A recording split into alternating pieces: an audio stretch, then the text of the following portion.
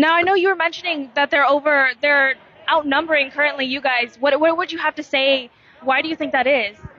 I mean, honestly, I think I would probably guess that it's because not a lot of people know about this issue on our side.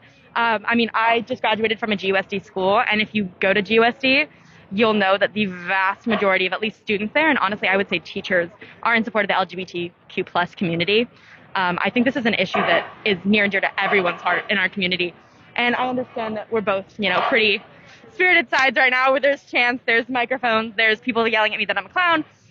But yeah, I think, when you actually get into the district, when you get into the students and what the students want, what the teachers, what the educators want, and what the vast majority of our community wants when they're educated about the events that are happening, is that we want support for our LGBTQ plus members and friends. What would your message be to, like, let's say the other side currently saying leave our kids alone, right?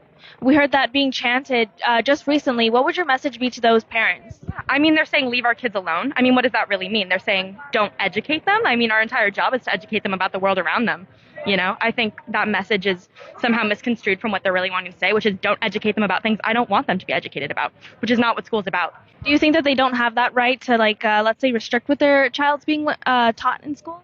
I think it's a touchy subject. I think there are areas of education where obviously parents should have somewhat say and somewhat, control over. I think issues concerning just straight up, facts, science, identity should be concerned. I think there's a way to teach this issue without opinionating it and making it biased and, making it politicized. I mean, there's a way to just say, this is what this is. Like, hey, this is what a gay person is. Like, hey, this is what a trans person is, without saying, this is like great and like this is like you should be this or you should hate this. I think there's a way to just simply provide information to someone without, pushing an agenda. And I think that's what they're expecting is going to happen, that we're going to push an agenda. And that's not what we're doing at all. We just want there to be information for kids, especially in the ages when internet is crazy and there's so many things out there. The only place they can truly trust knowledge from is from school. And that's why school and education about this issue needs to come from a source of, school, a trusted source.